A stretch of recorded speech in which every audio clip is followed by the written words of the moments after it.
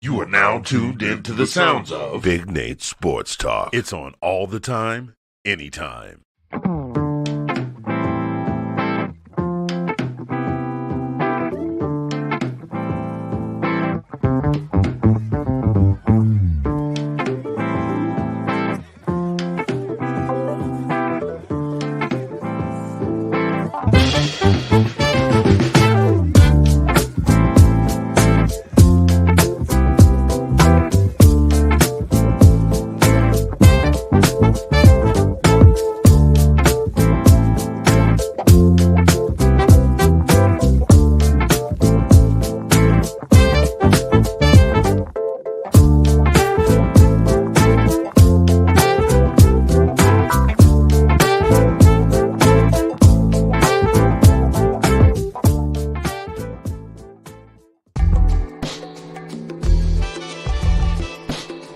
You are now tuned in to Big Nate Sports Talk, the show that is on all the time, anytime.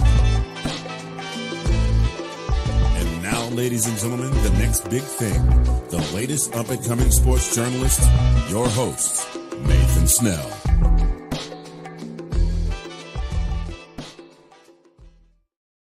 Thank you, Mr. Anthony Haney, for that wonderful introduction. Good evening, ladies and gentlemen. It is your host, Nathan Snell of Big Nate Sports Talk Podcast. This is episode number 380. I know it's been almost over a month that you last saw me. The last video was the interview with Misha Jones, and I had Brenden Potts on that episode with me. In this episode, we are giving out our first half of the season grades for the WNBA as we are in the Olympic break. The Olympics are almost upon us. We're actually getting ready to play, especially for the U.S. I think their first matchup is Japan, I want to say. So be tuned in for that. Follow me on Twitter. I have not been on Twitter the past couple of weeks. I just got back on it the other day. As of last night. My second article for Team NBS Media was posted. You can please check that out. MarylandSportsBlog.com. I'm working on a piece for the Washington Mystics. It's been an interesting season so far, but that's enough talk. But before we get into it, ladies and gentlemen, I have to bring back my guy, Mr. Brenden Potts. Brenden, how you doing, buddy? I'm doing good. Got my Team USA Brianna Stewart. There you go. That's there better. we go. My Team USA Brianna Stewart shirt on. By the way, I bought this when she was on the Seattle Storm, so just want to clarify that. Just want to clarify that. I've had this since she was on the Storm. But I'm doing good. It's been a good couple of weeks. Yes. Talk about that.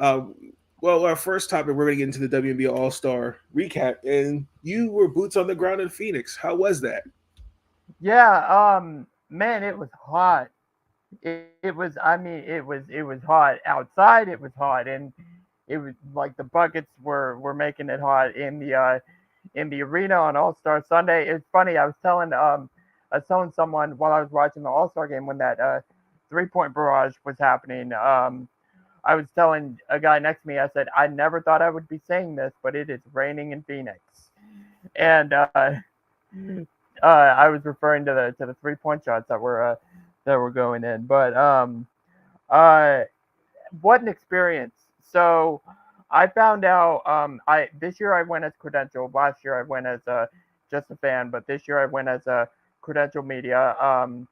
And I found out that I was going to All-Star Weekend on Sunday, so 2 weeks from tomorrow.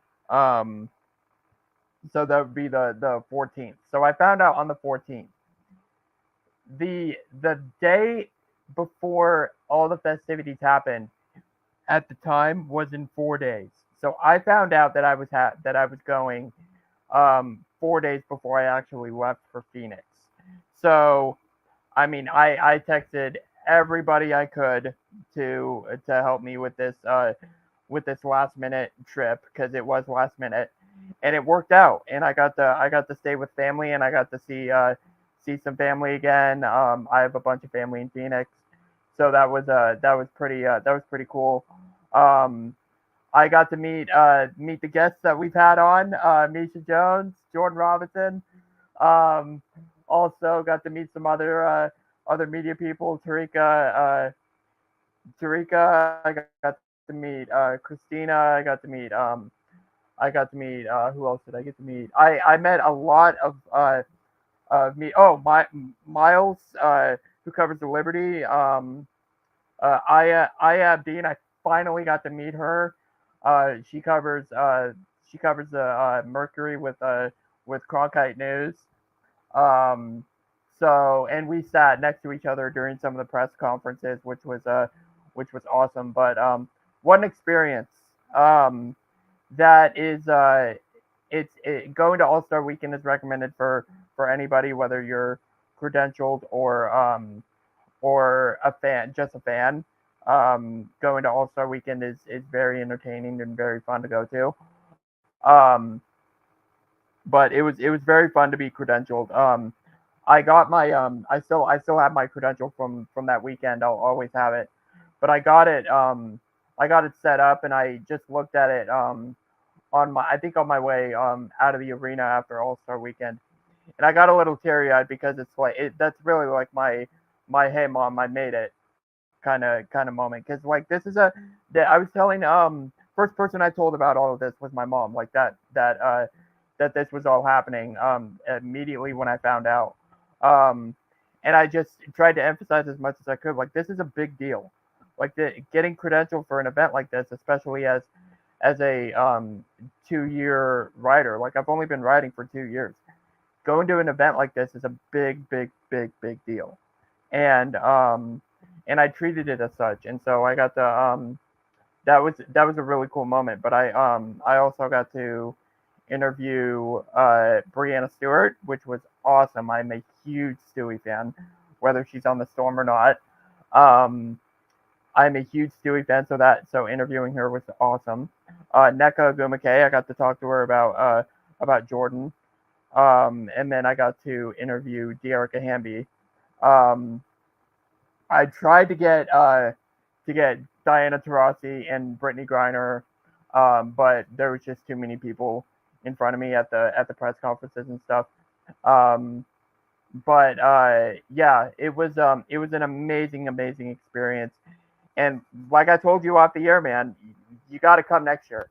You got to come next year. We got to have a reunion of the Big Nate Sports Talk podcast. We maybe got to do a live podcast, because that would be cherry on top of the cake. For sure, for sure. Like I said, it's on my list. I've always wanted to go. This year, I couldn't go. Sorry, I have a summer job, and that comes first. I was finishing up my summer school semester for my BA. So wherever it is next year, I'm going to plan ahead early. Hopefully, it's not somewhere where it's hot, as I've heard. Yeah. Like you said, it was extremely hot in Phoenix. Oh, the low was 100, man. The low was 100. That's Like insane. when you get a player like, or when you get a person like Talia von Oelhoffen, who's going to be in California for the entire year, when you get her to say, man, it is hot in Phoenix, that means something. That means something, because she was saying the entire time, man, it is hot, and it was hot. So I had to drink a lot of water. I had to make sure I stayed hydrated. Um, my by the way, my flight was delayed coming into Phoenix, and my lesson number one, if you're ever traveling, don't ever get a rental car. It is a hassle of a process, and I learned that the hard way. Um, and I got into my family's house at about 1:30 in the morning, and I had to be up and ready uh, for the media scrums at like 8:30. So I have like 3 hours of sleep on Friday. So I got through all the stuff, but I like crashed. Wow. Okay, I'm surprised. I'm surprised the people didn't pick you up from the airport. Huh? I'm surprised they didn't pick you up from the airport. Well, no, I thought I had a rental car. I thought I had a rental car all set up, but I accidentally flew into the wrong airport. So I had to okay. divert everything, and the machines were down at the airport that I was flying into at like 12:30 in the morning. Okay. So I'm just like, you know what? I'll just take an Uber. And I actually didn't spend that much on Uber, by the way. I mean, everything was covered, but like I didn't spend that much in theory on Uber at all. I thought I was going to spend way more. Okay. Okay. Um, So let's continue with that. So, um, when we looked at the votes, Caitlin Clark actually finished number one in voting with over 700,000, and then Angel Reese finished at number five with 300, almost 381,000. Aaliyah Boston was second. Asia Wilson was third. Brandon Stewart was fourth. Um, as far as the pool, um, the final roster, um, initially I thought was fair. I wasn't expecting. They did it like then they did it the last Olympics. Team Raw versus Team USA. It was a great game. Team WNBA ended up winning by 117 to 109. Stewie led the way, and Enrique led with 31 and 34 points respectfully. Um, the 3-point contest I thought was my favorite. Shout out to Alicia Gray. My money was on Steffi Dolson, uh, but it was okay. Uh, also, John Paul Jones, Marina Kevin Mabry McBride. disappointed for me. Marina Mabry disappointed Yes, for me. That was a very big considering what I saw her do against Seattle when she was with Chicago on my birthday. That was very disappointing. I agree. And I was well. Sabrina Ionescu and Caitlin Clark were invited to participate. They did decline. Um, Erica Wheeler was initially supposed to be in the skills challenge because of um, the crowd strike outage, um, which caused a lot of flight delays. Kelsey Mitchell was asked at the last minute could she be her replacement, and actually finished fourth behind Sophie Cunningham, Brittany Griner. Alicia Gray won the skills challenge, which was pretty good. The probably the most I'd say disappointing one of them all was the 3v3 on Team USA. That that that team, like De'Ara Hamby was the last minute replacement for Cameron Brink, who's out with a torn ACL. But like they have to change their requirements of, because like what I saw, like example, I'm not trying to throw her under the bus, but Haley Van Lith, like it looked like last year at LSU. That's yeah, we got to change some of our requirements because there were, and I agree with this sentiment. There's about maybe 10 players, and they don't have to be professional. They can be on the collegiate level that I would have chosen over Haley Van Lith. That's just me. But the U23 team with Christina Dulce and Kylie McMahon, Makai Williams, they're looking pretty good. So shout out to them. Yeah, I think it's a little this team was kind of, I think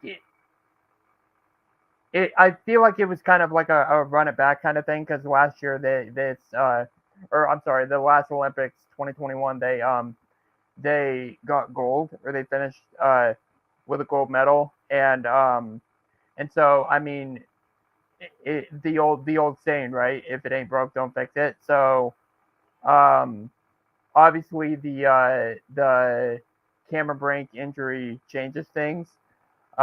She was not. I mean, to my account, she wasn't even in Phoenix, which is disappointing because I really wanted to see her. If she didn't get hurt, she would have been in Phoenix, obviously. Um, but yeah, it was not really that entertaining. I think the skills contest and the 3-point contest were a lot more entertaining. Um, but I talked about me going to the media scrums earlier on the first day on Friday, or I mean, I guess it all happened in the same day.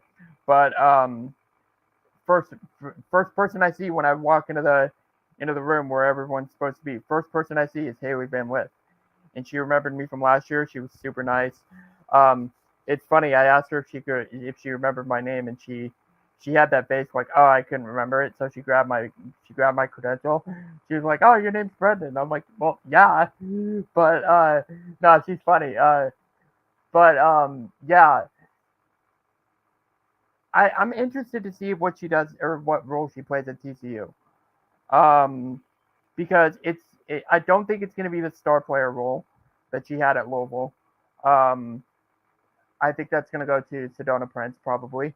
And how is she going to do in not in that in a secondary player role?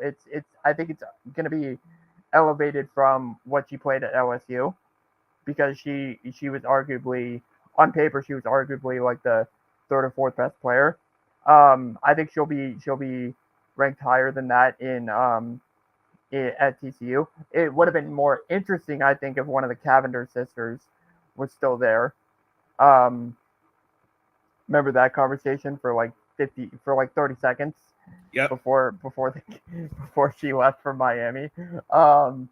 But yeah, it'll be interesting to see Haley's role at TCU and how she handles it. Yeah, I agree. Because right now I've started a draft. I have it right here on my wall. WNBA mock draft for 2025, and it's not in the first round. A first rounder for you? No, not right now. No. I need to see how she looks at TCU, like you said. Because right now I have her right now first pick in the second round.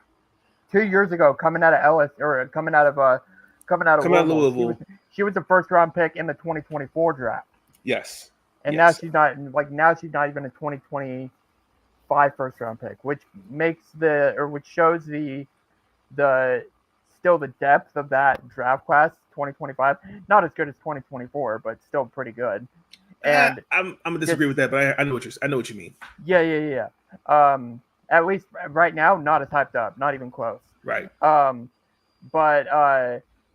But the and then like her role change and her adaptation to those role changes. So yeah, it's crazy what 2 years can do.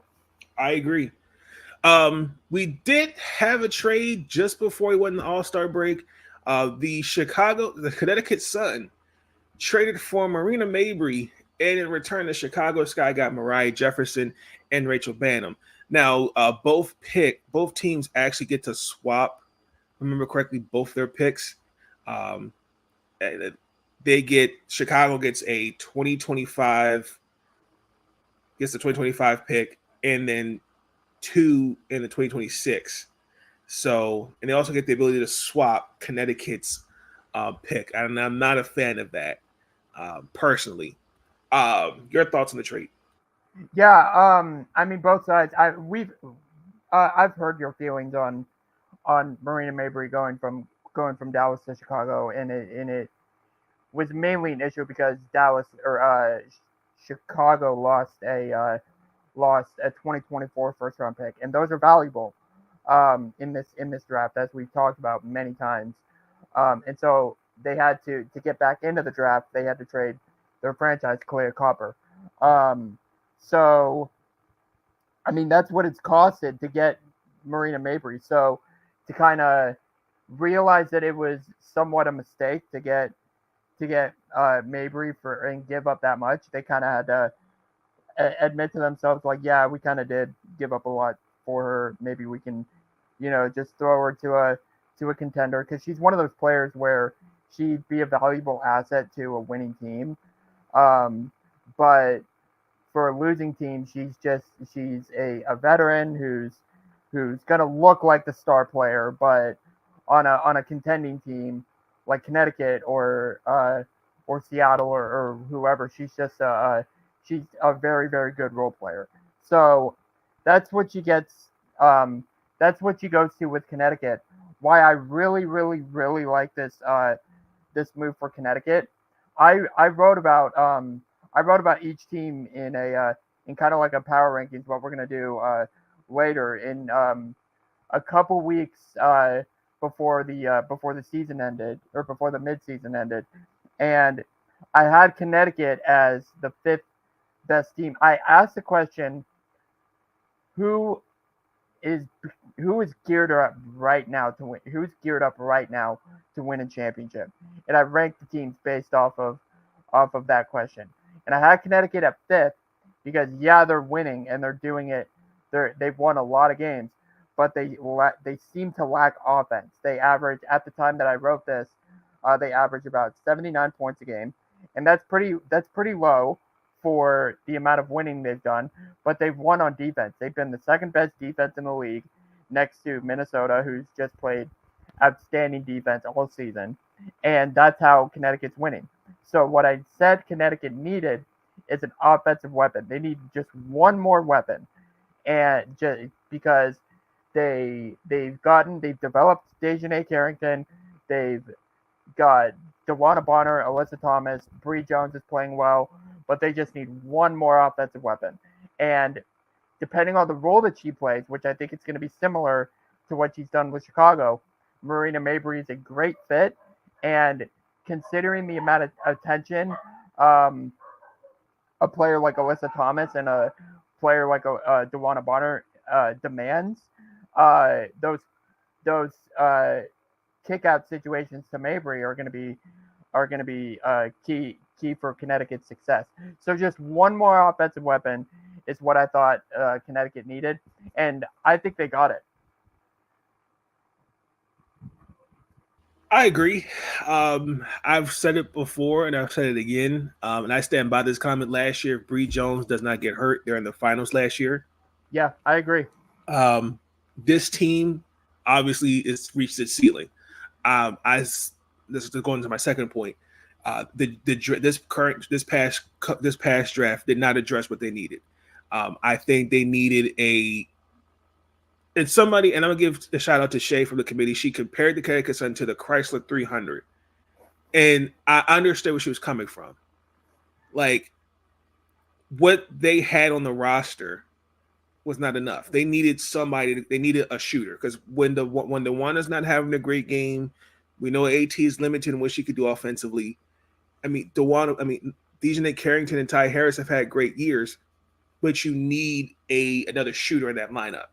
And I thought Mariah Jefferson would have been a great pickup for them, but she only played 61 minutes for the ankle injury, and then Tiffany Mitchell. I thought that would have been a change of scenery for her, but I mean, she is the second lowest players among at least 100 shot attempts this year. I mean, it just the rest of that rotation is just lacking, and I think Marina Mabry gives Connecticut what they're looking for. Because me personally, I don't know what this year is going to look like. We all know 2025 is kind of like now, like we're going into an unknown. Because like for me, like this is your chips going all into the middle of the table. Like once this is it, it's like I don't know what's going to happen next year. Because now next year everybody's a year older, and with pretend, now they just signed their media rights for going into next year. Don't know what the CBA negotiations are going to look like. Free agency, you got the expansion draft. You kind of have to now look at it from that perspective. Now, they do have a little bit of money left over. I think it's about 46, maybe 47,000.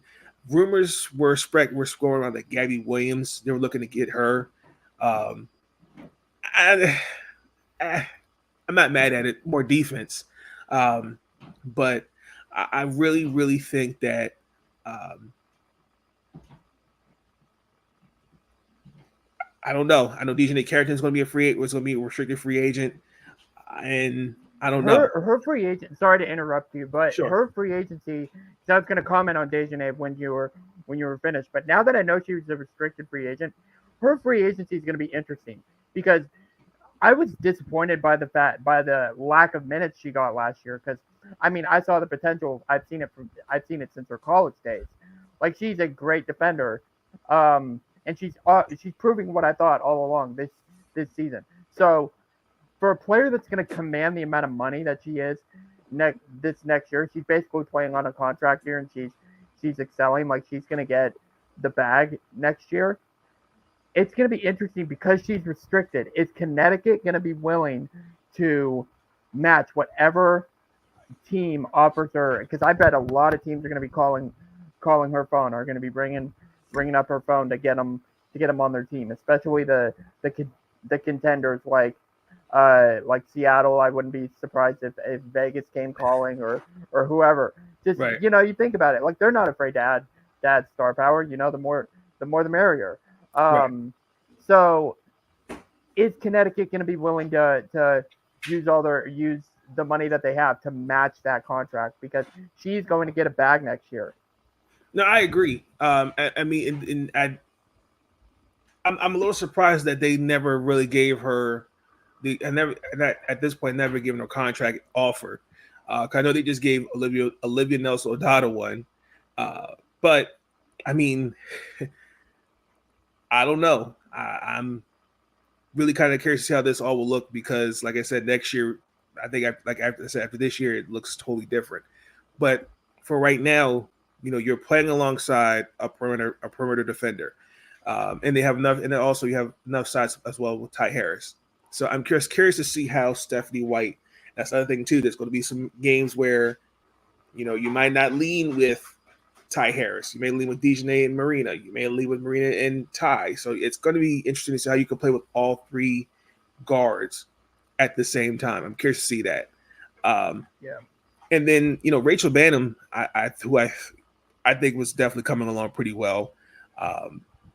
I really think the difference between her and Marina's just more of a complete player. It's no shade, but and it's especially coming off the career night she had. I think Chicago, and we're gonna go. Let's talk about the Chicago side of it. I'm surprised, especially you gave up 2 first-round picks to get Marina Mabrey in that force in a 4-team sign and trading deal with Dallas. When you look back now at that trade, that's this no Chicago lost the trade. And then now you're kind of looking like you got some stuff. Now I'm a little disappointed that Connecticut was really easy to let go of their first round pick, because now if you think about it, Connecticut did kind of overpay for Mariah Jefferson in a sense. So I think the difference between with Marina, is her ability to space the floor. And I think especially with Kennedy, who likes to operate off the ball, now I'm kind of curious to see how that'll look. I mean, they found their long-term players in Kennedy Carter, because it's already it's known that they're building around Angel Reese. So now you have their pick, and you could swap their pick in 2026. That's definitely a win-win in my book. So if you had to grade, what would you give both teams grade-wise for this trade? Connecticut, I'd give an A. Let me, A minus, A or A minus. Sorry.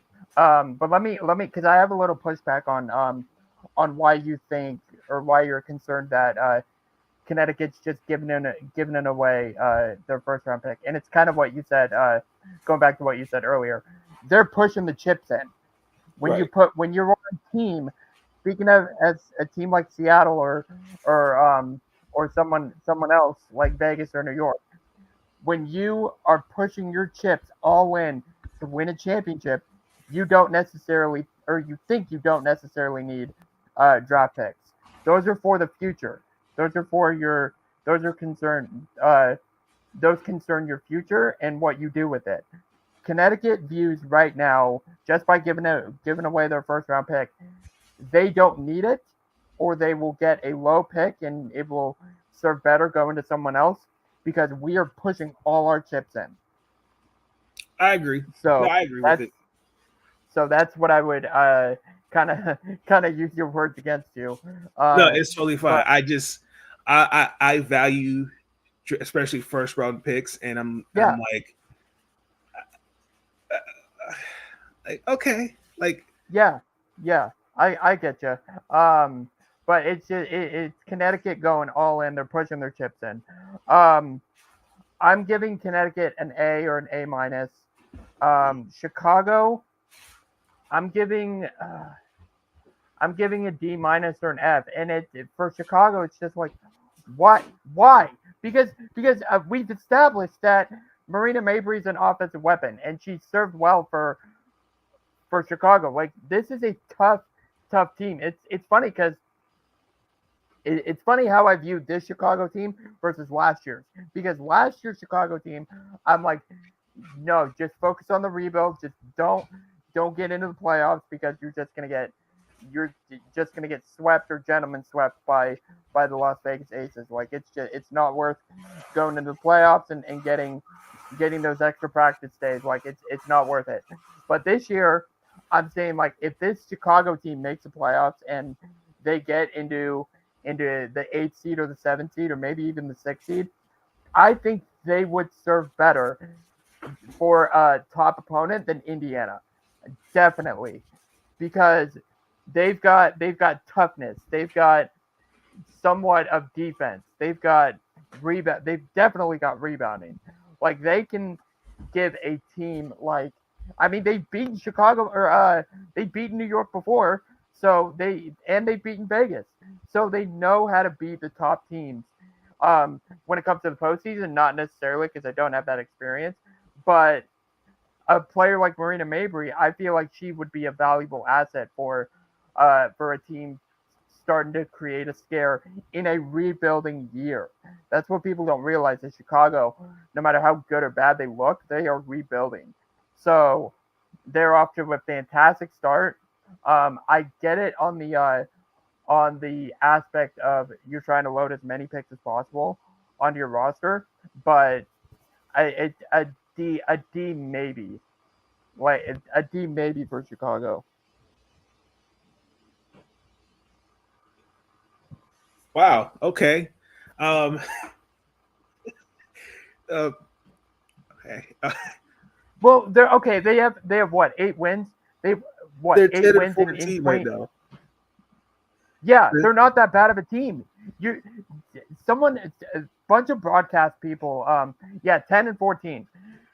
Bunch of broadcast people said last year when Seattle was playing, they had like what, 4 or 5 wins at the time that they said. They're not a 4 or 5 win team. Like, they're not that bad of a team. The roster is not as bad as what their record indicates. I think that's the same way about Chicago this year. They're not that bad of a team. I think I understand where you're coming from, but I think for me, Connecticut is going to get I'd say that I give them an A minus. I'm just not a fan. I would give them an A plus, but I'm just not a fan of especially the 2026 pick. It's a first round swap, so you have to hope and pray that Chicago stinks. But we all know that now they're going to get a new practice facility.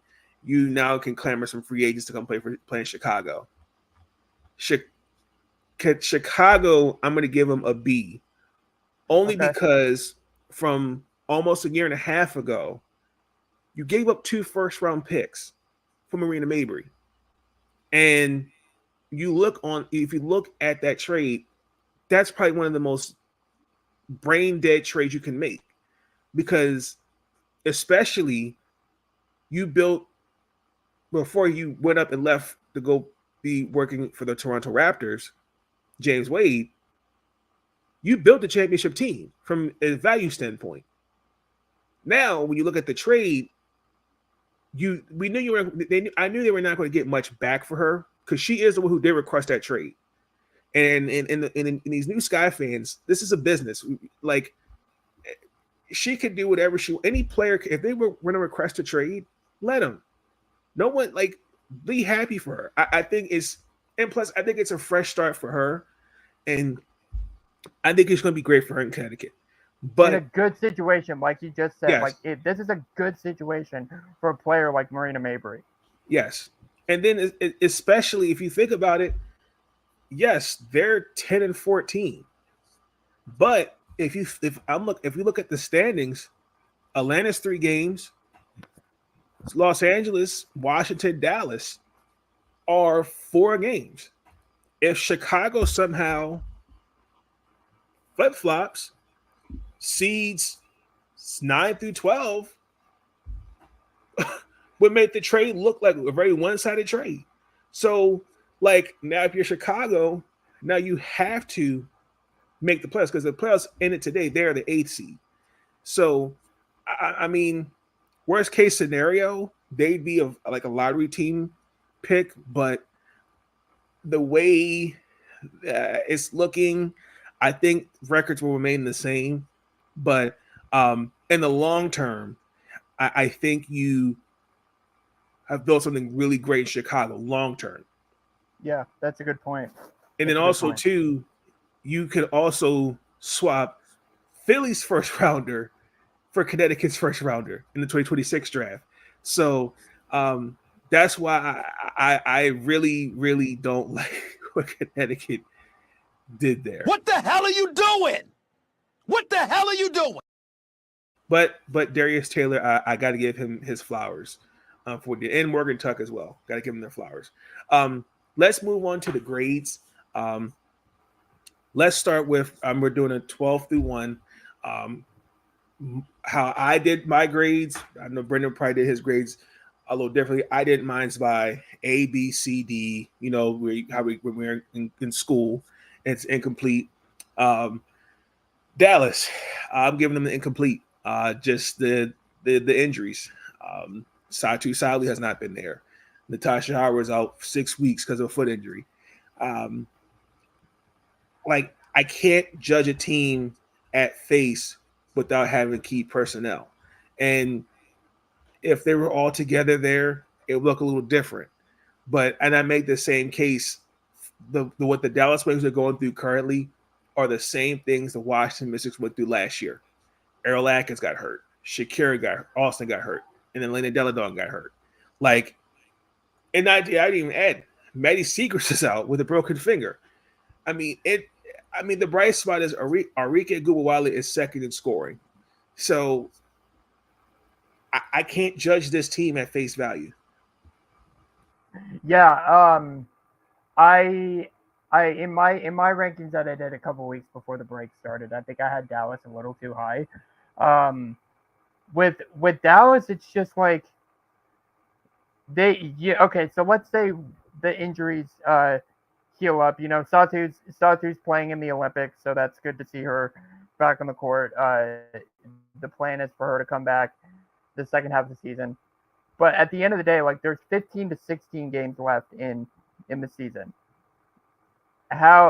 We just explained, like, there's a little bit of room in between the standings of Chicago, Indiana, and then the rest of the field, Atlanta, Dallas, Washington, LA, like those teams. So there's a chance that they can get into the playoffs, but who knows when we're going to get, if we're Dallas, whenever we're healthy, who knows where we're going to be at that point in terms of like how many wins we get, where's our standing. And so I think it might be a little too late for them to make the playoffs. But it's heartbreaking because you see the potential in this team. And I think the most heartbreaking injury is Maddie Seacrest, because she's really popped off.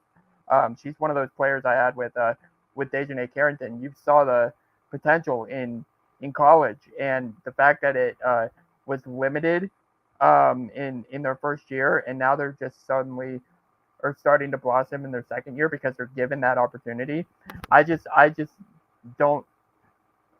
like that. I thought she should have been given more opportunity in her first year, but the fact that her great season is being cut off by injury, it's heartbreaking because again, you see the potential. I agree, and then also too, like I said, also too, like J.C. Sheldon thinks having a great rookie year. But I mean, if you look back at their draft, I wouldn't change anything. I am disappointed, and some of this also too, I would have thought Tierra McCowan would have taken a step forward this year, and I think because there's nobody, I think, to space the floor for her to make simple plays, it's kind of like you're almost seeing a regression because I'm just like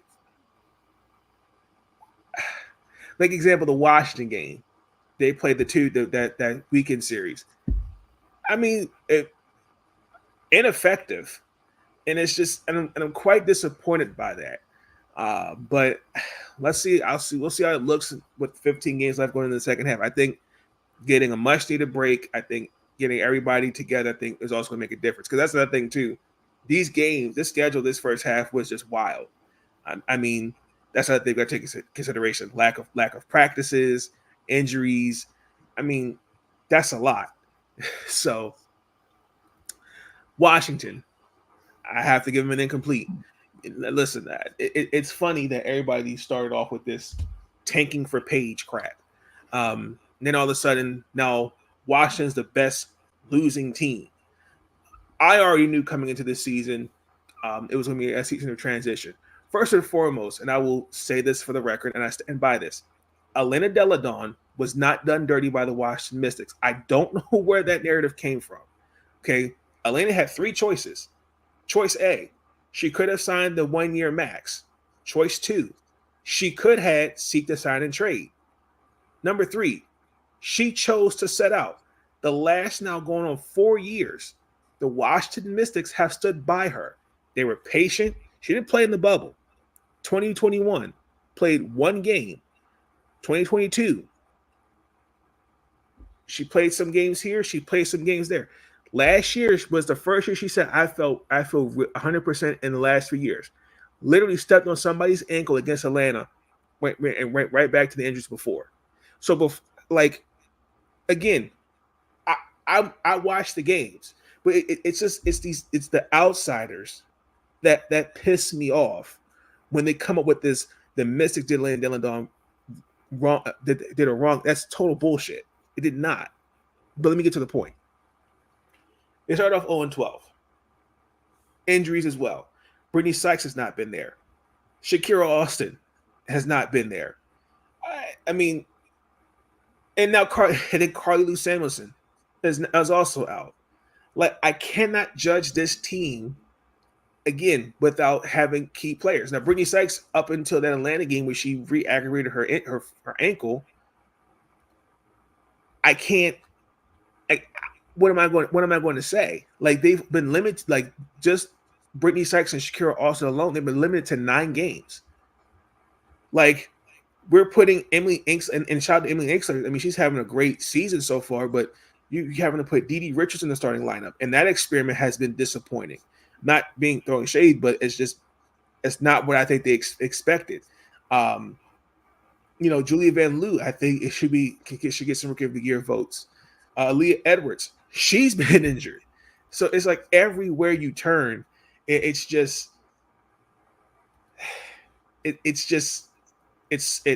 sucks to watch, and that's I'm gonna get off the soapbox. Go ahead, Brenden. Yeah, but I mean, I get it. And while you were going on your like little Elena Deladon rant, like because you brought up the bubble and she didn't play in the bubble. Didn't the Mystics pay her salary anyways? Yes, they paid her salary. Yeah, exactly. So screw the people who say like, oh, the Mystics don't stand by her. They paid her salary when she didn't even play. So like that shouldn't even be a question. But I mean, yeah, I'm ready to move on to because I can't top that. So I'm ready to move on to the next team. that's all you have to say. Okay. Well, I don't want to talk too much about Jade Melbourne. Everybody knows how much I love Jade Melbourne. Let's move on to the Los Angeles Sparks. I'm just messing with you, Brenden. The Los Angeles Sparks. This is another team, but I think this is a fair grade. But I'm gonna give you the fair. I'll give you the shot. I'll give you the first crack at it. Yeah. When LA came up for me in writing the piece that I did, I'm just like, no, they're not going to win a championship, or they're like one of the bottom teams in terms of like answering this question. But like, it's nice that they established a franchise piece, but in the absolute wrong way possible, because they drafted Cameron Brink with the 2nd overall pick. Everybody knew she was going to have a big role. But the question still remained, like, oh, how big is it going to be? She's probably one of the most important players their team, but mainly their defense. Which that's the player that Cameron Brink is. But once she got hurt, their defense suffered, and it suffered way bigger than it already has, or than it was already at. So Cameron Brink going down, it establishes your franchise, like that you have a franchise piece to build around, which is great in a rebuilding situation, but just in the wrong way. Like, this is the wrong way to find out that, hey, you've got that piece. Like, it's there, you have it. Biggest comeback story, Dearica Hamby. The way that she's came back from the last 2 years in LA, and then Vegas, but greatest comeback story is Dearica Hamby. But nothing much more to say than that. Azrae Stevens, love that she's coming back from injury and that she's playing again. Yep. LA obviously dealing with a lot of injuries. Kind of a shitty situation for Kurt Miller to be in. But yeah. Okay. I mean, at least currently. But I was gonna say, when we were talking about Connecticut, like, Stephanie White can handle the rotation that is coming their way. I don't think Kurt Miller could. Okay, well, I'm gonna ask you one question: Is Dearica Hamby in your MVP conversation?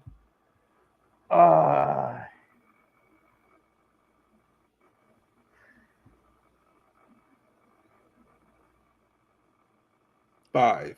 Not quite MVP, but just because they're not winning, but maybe most improved.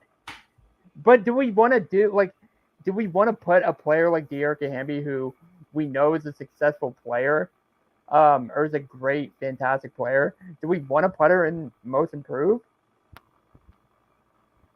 Dearica Hamby? Yeah. She has a most improved player of the year award. Okay, so there you go. So I said MVP. Mm-hmm. I'm not putting her in MVP yet. Okay. I need to win. I need to get some wins. Okay. Should she make an all WNBA team? Yeah, I'd put her probably third. We only get 2. Probably third, maybe second. We only get 2 all WNBA teams. I've argued. Oh, 2. I'm sorry. I've argued this on Twitter, and people looked at me like I'm crazy. I'm sorry. Well, in that case, yeah, I'd stick her in as like a last slot or 2, maybe 2. Okay. Well, for me, I give the Sparks a C. I mean, that's a couple of things I take into consideration. Listen, outside of Rakia Jackson, Dearica Hamby is really the only player that is probably the strongest. When I say the strongest, she's the one that stands out the most. Like, Cameron Brink's not there; she's out for the season. Lexi Brown's out indefinitely because and I hope she's doing well, as she was diagnosed recently with Crohn's disease. And then not having Azrae Stevens returning from a shoulder injury. I would say also Ari McDonald. I think she's been a bright spot. She's having she's having a quiet season. But I mean, there was at one point where they had an 8-game losing streak at one point. Yeah, and it was all on the road. Exactly. And I like, and like for me, like they have flashes. And then also, Ray Burrell's also has having a great season. Like, I don't know. Like, there are surprises, but I'm not gonna lie. Like, it was tough to grade them. Like, if maybe Cameron was there, but it's the way this team was built. Because especially coming in the season, like, how many more guards do you need? It's extremely a guard-heavy team, but we'll see what it looks like, because injuries have taken their toll. But definitely be seeing what they look like in the second half of the season. The Atlanta Dream. I'll give you a crack on this one. Yeah, they're kind of similar with the Dallas Wings. They're just like they've dealt with they've dealt with some injuries, but at the same time, like it's it's it's too much of a headache to try and get or like to try and get rid of. And like at the same time, like when they get like because you see the potential there, right? Like with that Atlanta and the talent that they have on the roster, but like once they get it figured out, at what point in the state or at where in the standings are they going to be in at what point in time? Like how many games do they have left to kind of squeak into the playoffs and get a tough first round opponent with Connecticut or New York or Minnesota, but where are they going to be in the standings? So Atlanta's just been very, very disappointing. And I'd say they're out of all the teams this year coming into the season, we look at who's been the most disappointing team. I think Atlanta is at the top or very near the top in terms of like most disappointing.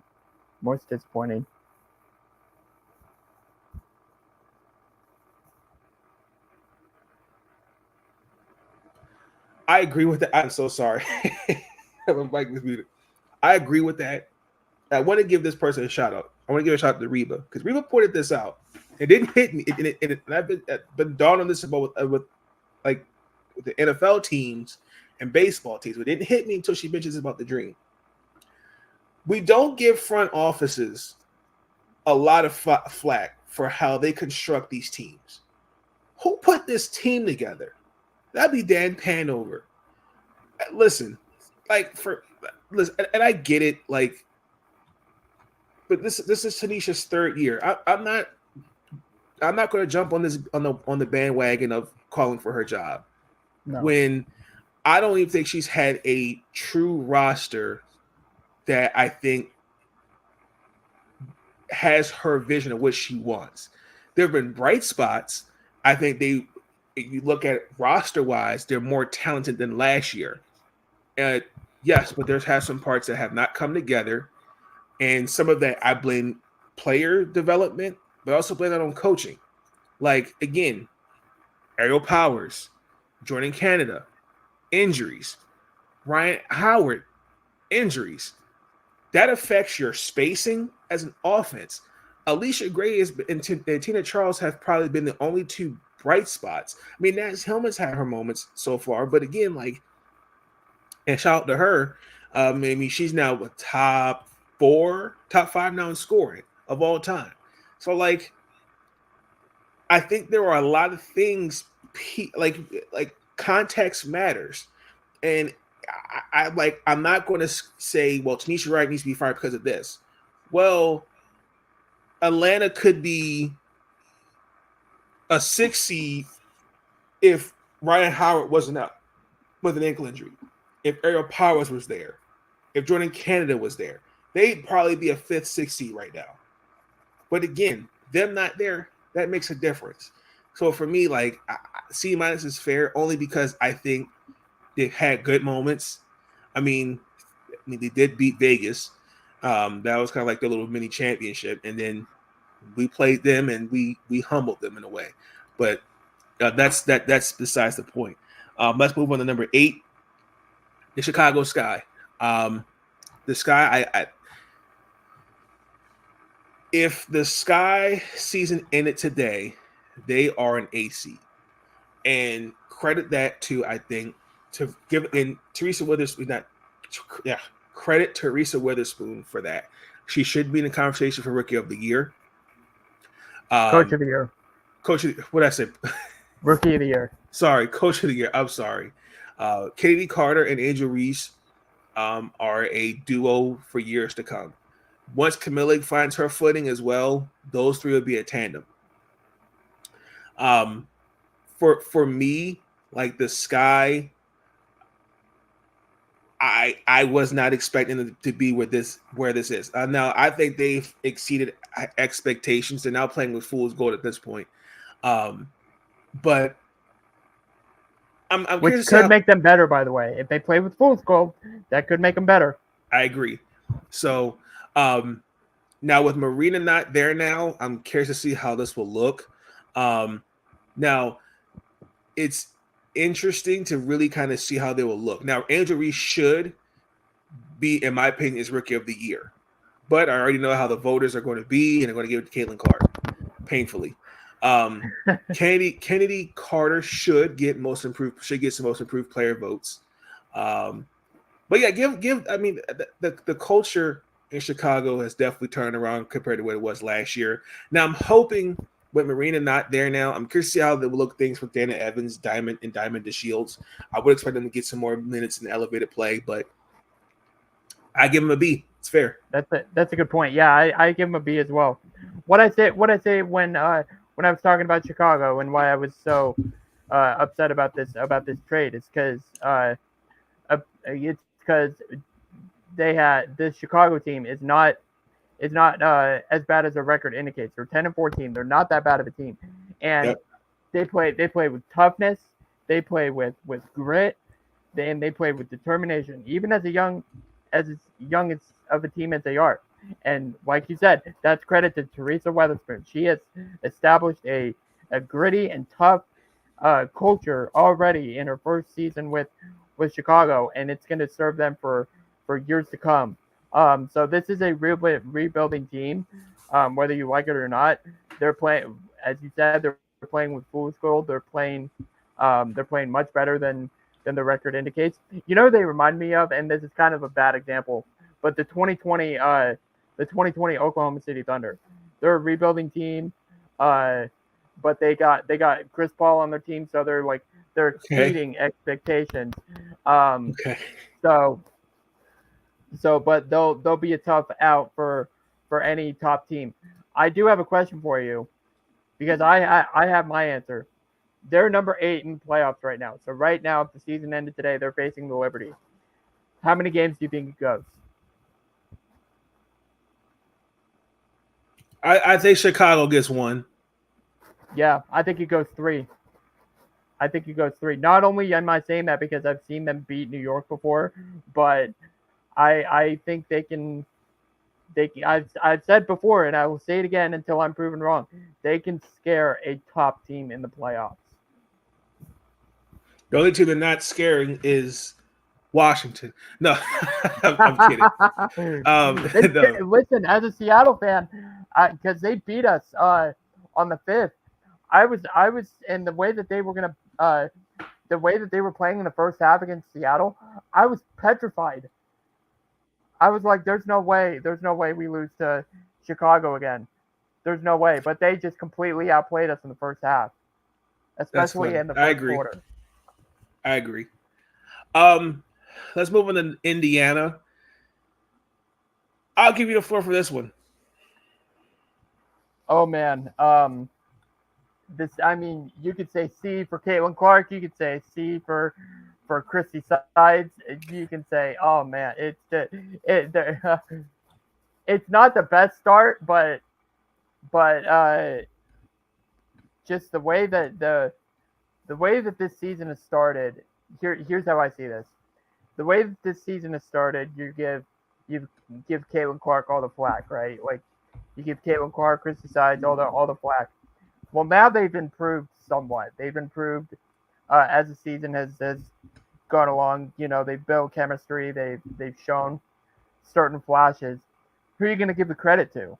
Like you got to give the flack to Caitlin Clark and Christy Sides. I give it mostly to Christy Sides, but that means you got to give the credit equally to them, right? So, Caitlin Clark, she looks like any other rookie. I think she looks like in terms of like everybody knows how great she is, so that's not the context I'm putting in this at all.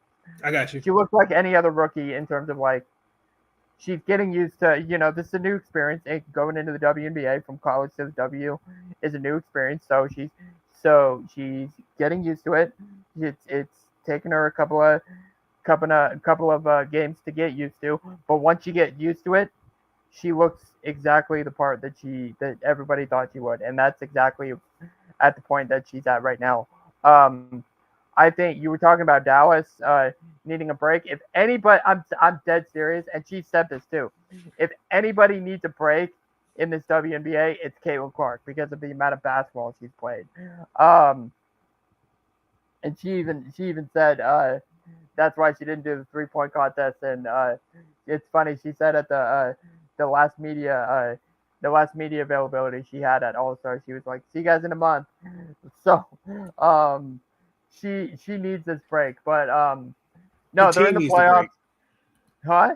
I said the team needs a break. Yeah, the team needs a break as well. But okay, so they're sitting seventh in the standings right now. Um, I feel more confident. I feel more confident in a team like Chicago scaring a team like New York or Connecticut than I do Indiana. They have too much offensive power for them playing zero defense, uh, and that's my biggest concern with them right now. Um, I don't disagree with that. But I mean, for me, like I wrote on my article, team NBS media, like they started off 1-8, like they were 1-8 to start the season, and like Christie, yes, I think has her flaws, and to an extent, like this is a young team. When you're a young team, that you're going to have growing pains, and they've turned it around. Like if the playoffs ended today, they are a 7th seed. So you got to give them credit for that. I think a lot of it has to do with, I think, Aaliyah Boston. She started off out the gates kind of slow. Kelsey Mitchell, Alyssa Smith. Now, this here statistic. Now, and I'm kind of interested to see how this will look. Now, those 4 on the court, I think it was like a +4, net +4.5 rating. And then when Katie Lou Samuelson and Lexi Hall are on the floor, it's something different. It actually goes better. So I'm curious to see how they'll look in the second half of the season. But I mean, yes, I mean they're selling tickets, but I'm curious to see how they'll finish. And I think I predict them to make the playoffs. I think they'll finish as a 7th or 8th seed. Because the rest of the 9 through 12, I don't see anything changing. But I expect Indiana to make the playoffs. But I don't expect them to get no higher than maybe the 6th seed. That's just my take on Indiana. But shout out to the Indiana Fever though, especially Leah Boston. She's doing her thing this season. Very proud of her. The Phoenix Mercury. I give them a B. The same thing. BG was out with a foot injury. Lee was her toe, if I remember correctly. And then DT's been dealing with some injuries. Rebecca Allen is out with a hamstring injury, so she will not participate in the Olympics, if that's my understanding. And then thank you. And then also too, like the biggest thing, now with a new head coach, Kai Copper, Natasha Cloud, like you got to figure out how to play amongst one another. So they've gotten better, and I was leaning towards C, but I think a B is fair. Like give them a little bit more time to gel, and I think when they're healthy, I think they can compete, especially with the top 4 teams in the league. I think they can compete, but I don't think they've hit their stride just yet. But when they do, it should be something interesting to watch. Yeah, I think they have too many talented players on the roster not to be a competing team with the top teams. When I was talking about the Mercury, and I still like this is something that I hold high. When I wrote about this or wrote this article of my power rankings, I started the Mercury by saying that in Star Wars,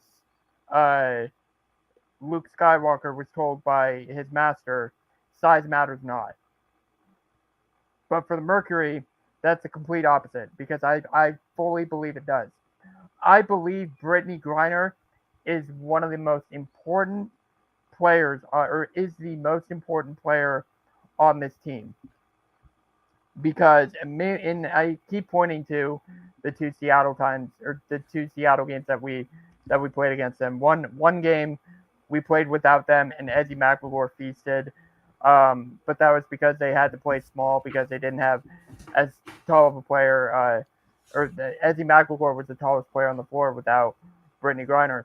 So and it completely gave Seattle the rhythm that they had in that game, and they blew them out, and it completely frustrated Phoenix. Now fast forward to their game in Phoenix, Brittany Griner comes back. Now she's the tallest player on the floor, and it frustrated Seattle because they had no answer for a player as tall as BG. Now we'll get to Seattle in a second, but I've seen that same height issue with multiple teams, not just Phoenix.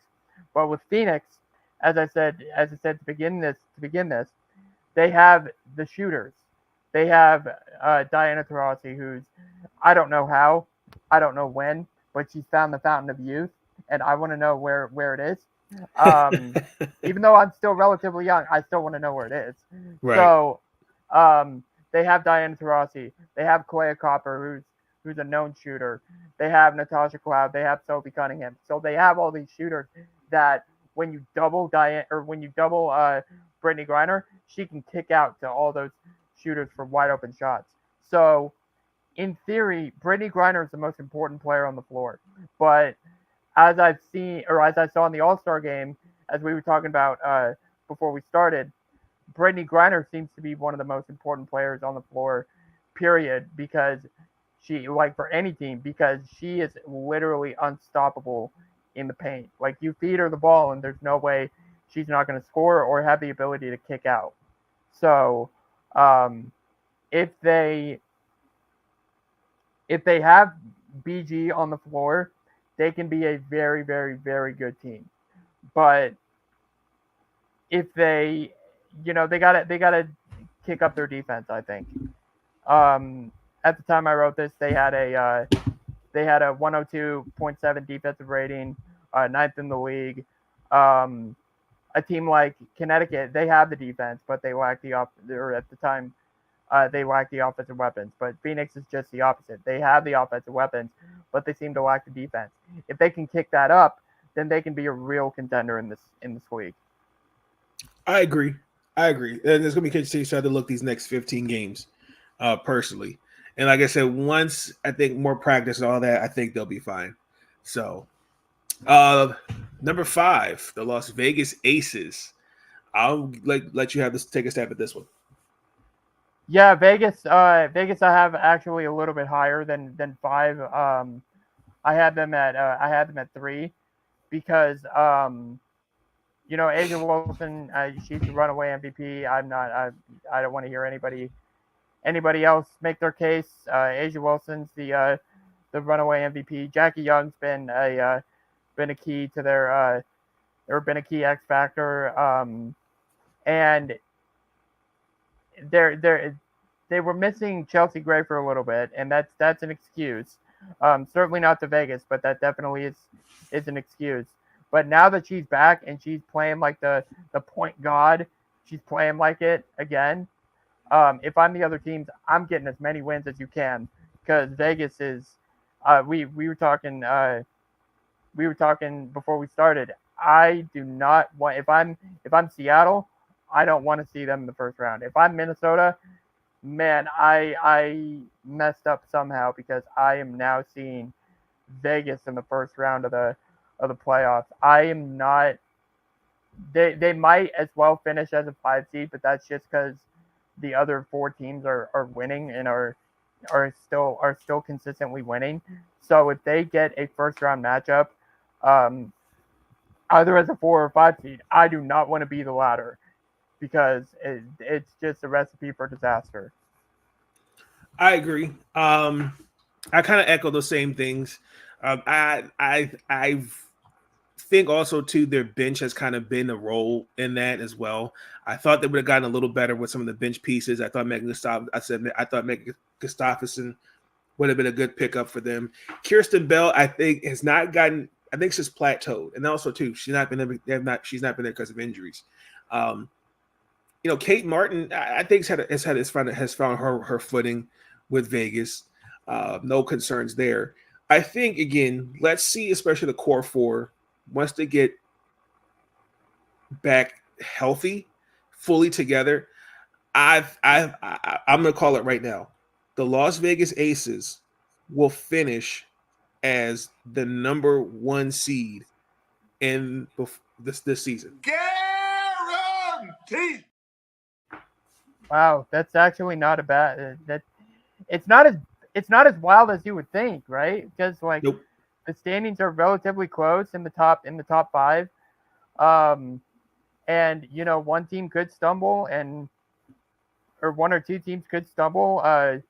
I still don't know. Even though the Liberty are doing as well as they are right now, I still don't know what they look like down the road. So, I or agree. I don't know if like they can keep that. I don't know if it's real or not. I don't know if this is real or not. So that's actually not as bad of a claim. No, and I mean, I'm not trying to be funny when I say this. I just think that again, without Chelsea Gray there, their defense did kind of take a bit of a and then when you watch them play against teams like Los Angeles, the Sparks, and then Washington, and then all of a sudden everyone who doesn't like Vegas starts coming out the gutters and starts see like they're like they're beatable, and it's like, well, when it's like okay, you can enjoy these wins now, but when they get back healthy, duck, because they will be a second half team that force me work with the second half. Number 4, it's all yours, buddy. Yeah, the Seattle Storm, like they have all the makings of a championship team. I've said before, like they can definitely win the championship. I've seen it. Um, you look at how we started. We're what 18-7 or damn near close that on the season. About halfway in, we started like 2-3, or we started 1-3. Like so we've really picked it up. We've really picked it up through defense, sticking to our roots, and this is a very, very good defensive team. The offense is where I'm looking at. Can we pick it up in the second half of the season? But I'll tell you what, we were talking about most improved player a little bit. Jordan Horston, if she won't put her name in there in that conversation, I'll do it for her. Like, she needs to be one of the top nominees for most improved, because she's just blossomed in front of our eyes, and she's done it she did it last year in her rookie year, but she's really like been a huge asset for us this year. My only concern with her is her ability, or is her confidence rather, to shoot from the outside, because once she gains the confidence to shoot from the outside and she develops her 3-point game, nothing's going to stop her, and that's really scary as an opponent to see in just a player's second year. So Jordan's been a real big asset for us. On the defensive side, Ezzy McMcGore should have been named an All-Star. Well, we can have that conversation. It'll be more of a rant though from me. But no, Ezzy McMcGore, the size thing, like she's been a great defender, but the size, like playing forwards like Asia Wilson or Brittany Griner, or players that are taller than her, it's starting to become a concern. It's not really too big of a concern for me right now. It's another reason why I don't want to face someone like the Aces, because we know like Asia Wilson's going to get hers, but is it going to affect Ezzy McMcGore's defense? I don't know, and I really don't want to know. So, but this Seattle team has all the makings of a championship team, and I can definitely see them contending as a championship team. My ideal spot for them at the end of the season, I want to get that 3 seed, and we're tied with Minnesota right now. I think the separation is that season series, and plus Minnesota's Commissioner's Cup. But if we can catch them slipping, because they have been slipping to end the to end the first half of the season. If we can catch them slipping into the second half of the season and take advantage of it, getting that 3 seed is going to be crucial to a trip to the finals. I think we need to move Lonzo. That ain't no problem. Huh? That ain't no problem. Well, Okay, a couple things I wanted to point out because there's a few things you glossed over, but that's okay. So you mentioned a couple things. The Storm do have the lowest turnover percentage in the fourth. You do have the fourth best offensive rebounding percentage and the third best opposing field goal percentage. You're scoring. Jewel Lloyd and Skylar Diggins-Smith are shooting under 40% from the field and under 30% from three. As a cohesive unit, you guys are shooting under 50%. Why is that?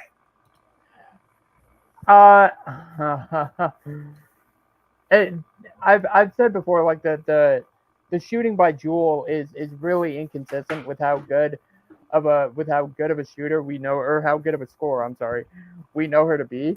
So I've said before, like, she shot badly last year. Let's not pretend like she hasn't had a bad shooting game last year, but she didn't have the talent around her last year to, kind of take the blame off of herself. And she kind of ran as the one player unit. All respect to Ezzy Magbagor, but it was really Jewel's show after Sue Bird and Brianna Stewart left. So it with more talent on this team and us, like, our shooting in some games not affecting the winning outcome, like whether we win or lose a given game. It's because of the talent around her. Now, that's not saying, like, I've said before, like, there are games where I look and say, oh, we lost this game because of Jewel Lloyd shooting. Like, if Jewel Lloyd shoots better in this game, we win this game. One of the games I'm talking about is the Vegas game in Las Vegas, where she scores 1 point. I said that's an anomaly. That's never going to happen there. That's never going to happen to her again, whether it's this year or the rest of her Storm career. Like, that's just never gonna happen. She's not gonna shoot that badly, or she's not going to miss or have that lack of made shots. So that's an anomaly in my opinion. But Skylar Diggins-Smith, she's I feel like she's becoming more of a pass first guard when her shot's not going down. She's more of a playmaking guard. But it's Skylar's a good point guard to have for me. Like, she's a fantastic player to watch. Her shots going down right now would be a bonus for me, like, because it just seems like it's working so well. Because what you said, we were like a low turnover team. I think that's big. I think that's big considering how we started the year, and everyone's talking about, like, oh, our chemistry issues, and it's a whole new squad. It's a whole new squad at the end of the day. So the cohesiveness could take a little bit to gel, and I thought so too, and I thought it was impacting our winning.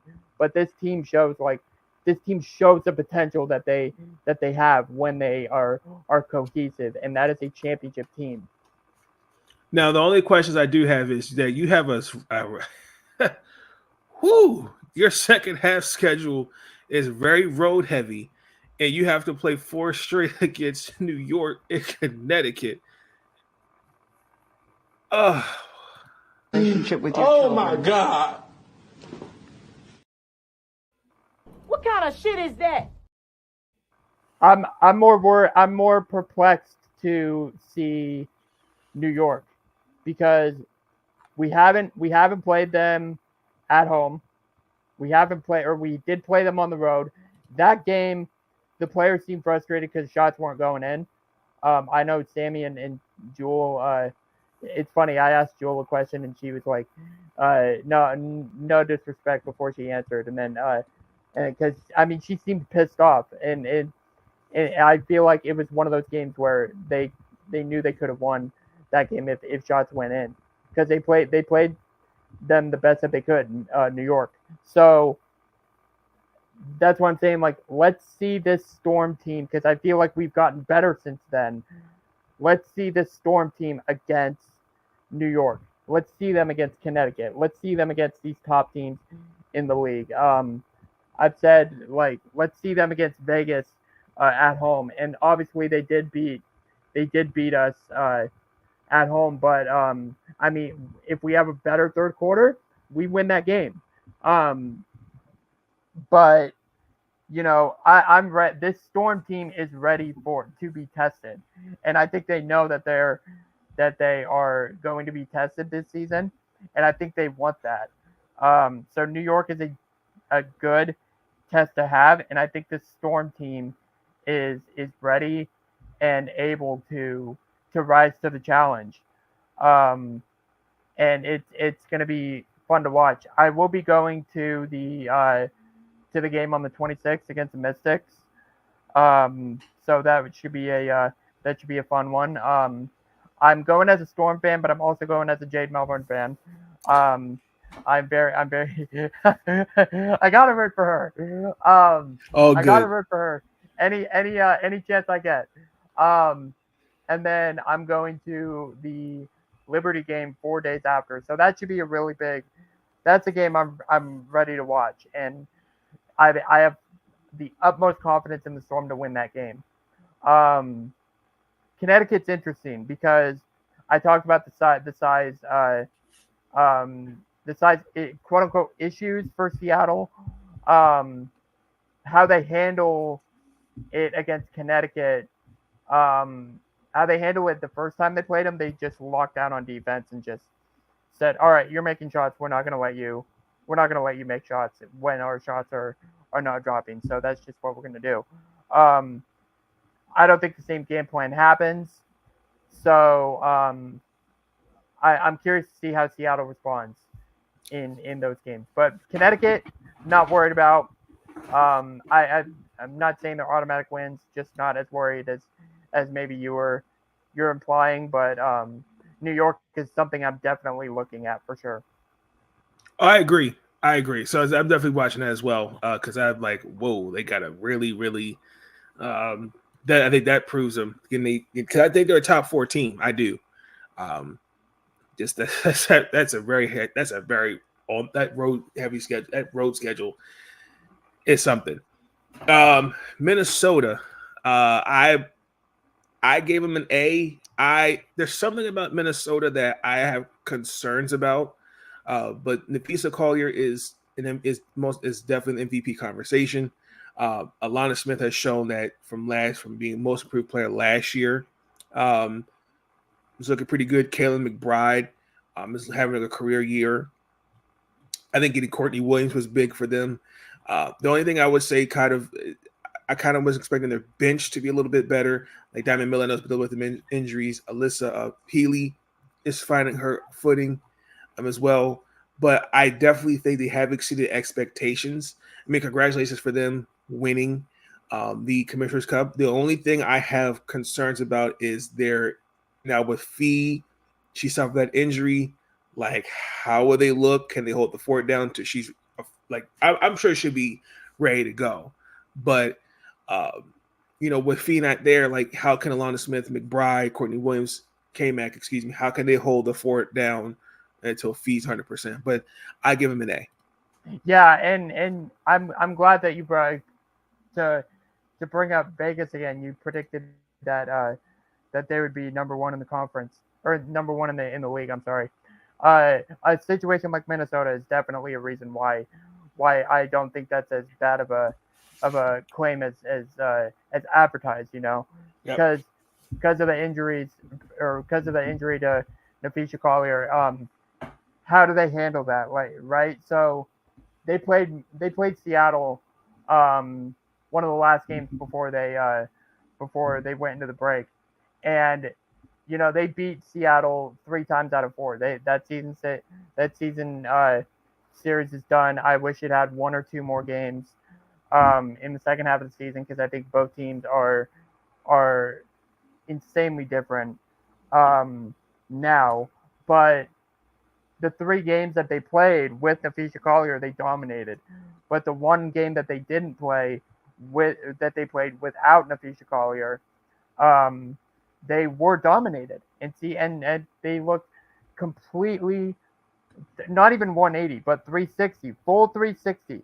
They looked full 360 different without Collier than they would with her against Seattle. So how can they handle her absence? That remains to be seen in the second half of the season. Yep. But let's hope that they aren't at a stage where they need to rush her back at any point. And I don't think they are. I just am like, these standings could be so close to to avoid a matchup with the Aces, let's not rush her back. Let's not get to that point. I agree. I definitely agree with that. Let's move on to, we have 2 more teams, the Connecticut Sun. I'm giving them an A. They started off playing well, but then they had their moments. And in Connecticut, I don't think it's Connecticut's. There's always going to be some type of scrutiny when it comes to Connecticut. Now, they were an A+ for me, but again, there were some injuries that I saw. I read somewhere where one writer gave them a C+.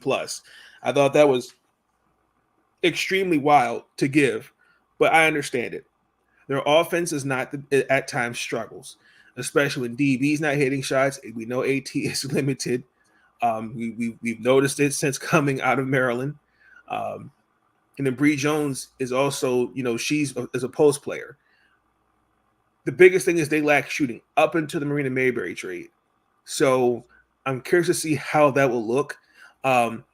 Yes, they only have 2 wins in 7 times where they faced the top 5 opponents, and both of them were against Minnesota, and then one of those games where they had to beat them in overtime. So I'm not worried about Connecticut. I still believe this team will get to the finals, because if you look, Dejanay Carrington's having a career year. Ty Harris is having a great year. DeWanna Bonner is looking like is vintage. AT, we at one point had her in the MVP conversation, but then she had her moments. But she's still going to go out there and give you max effort. I'm not worried about the Sun at all. Like I said, and I'm going to call it here. They're going to stay. They're going to finish. I'm going to say they're going to go 10-5 down the stretch. Guaranteed. Since we're putting out guarantees, I'll put out another one. Seattle's going to finish top 3 in the standings. Guaranteed. Okay, just wanted to put that out there really quick since we're making guarantees. For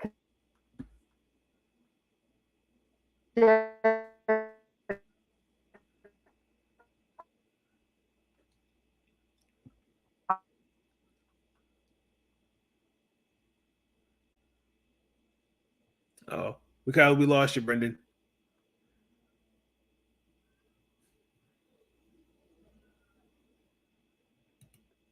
Okay, Brendan's having some technical difficulties. We apologize for that, ladies and gentlemen. To finish his point, let me see if we get back on. Brenden, can you hear us? There we go. Yeah, can you hear me? Yep. Okay, sorry about that, guys. No, what I was saying, I said it again with Connecticut, I'll say it again with Connecticut.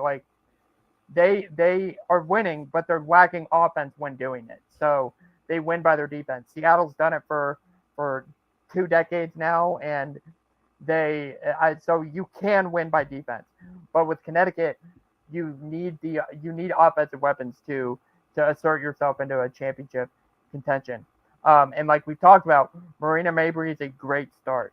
I don't know if it's the answer, if it's the ultimate answer to be a foregone conclusion championship team. I don't know if Mayberry's the answer, but I think she is a great start. Now, how that looks is one thing, but adding a weapon like Mabry is something that gets Connecticut back on the right track, because when you play defense, I mean, great example against Seattle, when you play defense against defense, Yep. Seattle just said, okay, we're not making our shots, so we're going to outscore you until we make our shots. And it completely frustrated Connecticut. It completely frustrated Connecticut as soon as we took away what worked for them. So when you match fire against fire, it's one thing, because I don't think Connecticut can build the bigger fire. But when you play a defensive team, or when you play an offensive team, Connecticut has the good enough defense to gain the edge. But when you play a defensive team, like all the top teams are defensive teams, like Vegas, Seattle, Minnesota, New York, they're all defensive teams.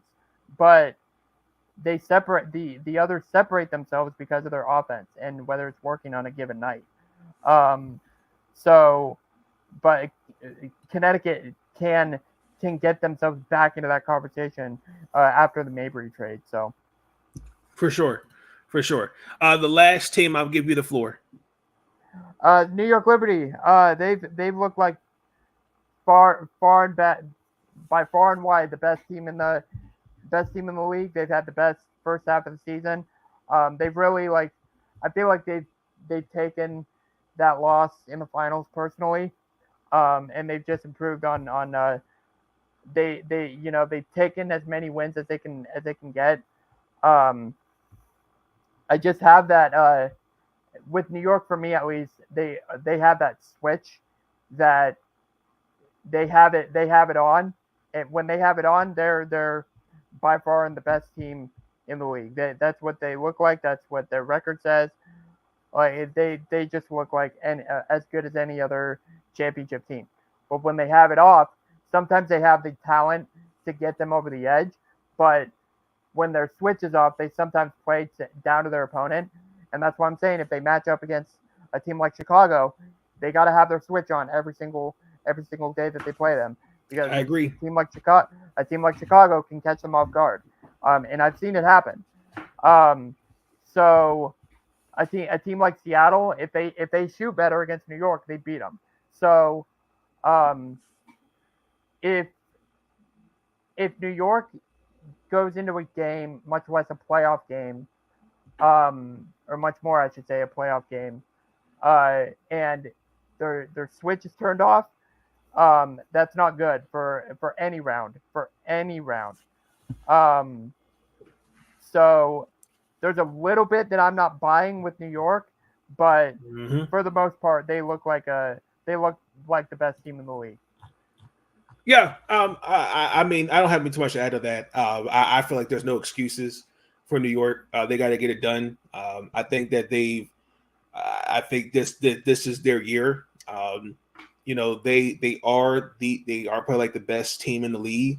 You are getting productive minutes from Kennedy Burke, Kayla Thornton. They're solidly starting to find her footing. Ivana Dorkic. What's Leone Fierbick? What's her name? Correct, Brenden? I think so. Yeah. Yeah. She's been playing well. And then Sabrina Ionescu is quietly, I think, I think she should be in the MVP conversation because she's definitely shown that she's the best scorer and defender, in my opinion. But I do expect New York to get back to the finals. It's going to be interesting. It's definitely going to be interesting. But yes, that's our grades for the first half of the season. We will not be back until August 13th for the second half of the players season. Need a break. So do we, guys.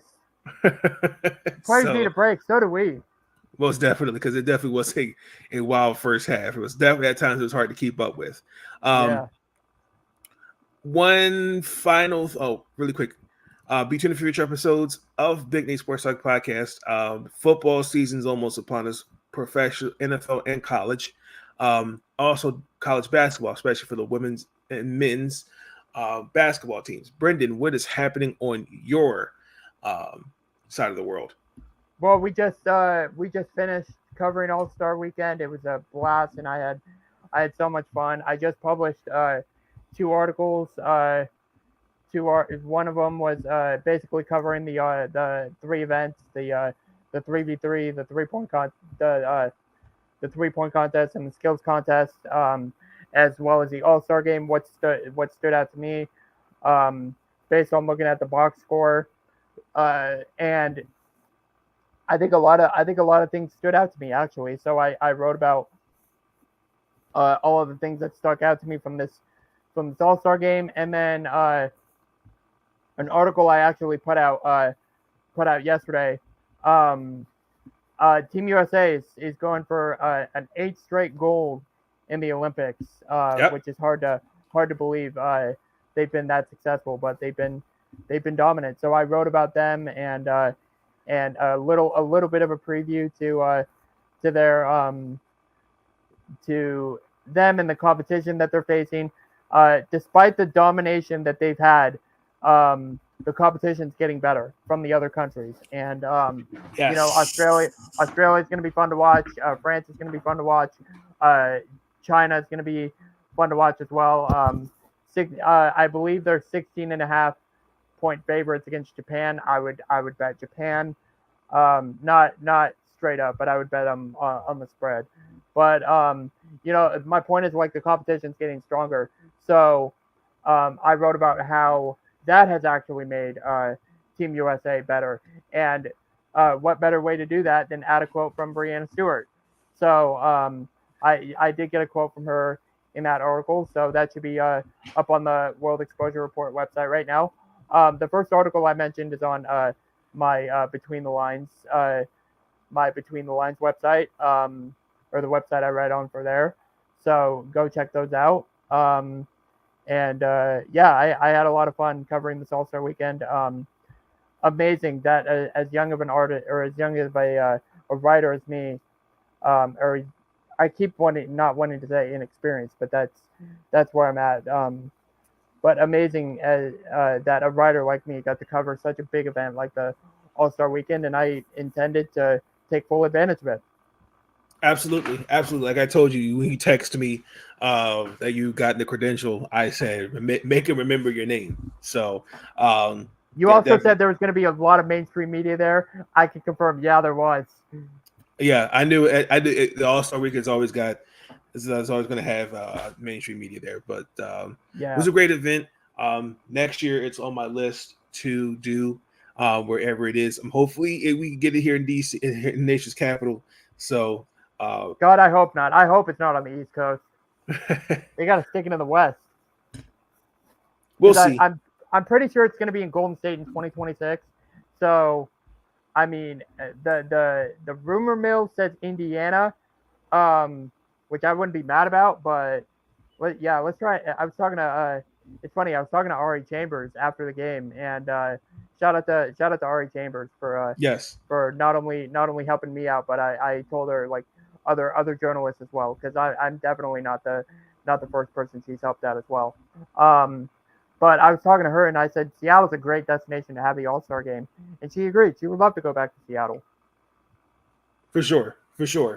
I mean, Seattle's on my bucket list of places to travel. So yeah, well, we'll see what happens. But ladies and gentlemen, that's going to conclude this episode. Be tuned in for future episodes. Please like, comment, subscribe. I apologize if you can't see Brenden on the screen. I'll be sure to leave his Twitter in the description. The World Exposure Report, I'll leave the link for the website and also in the description as well. You can also catch me on some content from me from MarylandSportsBlog.com and Team NBS Media, where you will see some more general WNBA, Baltimore Ravens, Washington Commanders content coming up soon. But until then, ladies and gentlemen, please like, comment, and subscribe. I will catch you all on the flip side. You guys have a great night. Enjoy the rest of your weekend as well. Do something nice. Stay hydrated. Peace. Stay up. Go Team USA.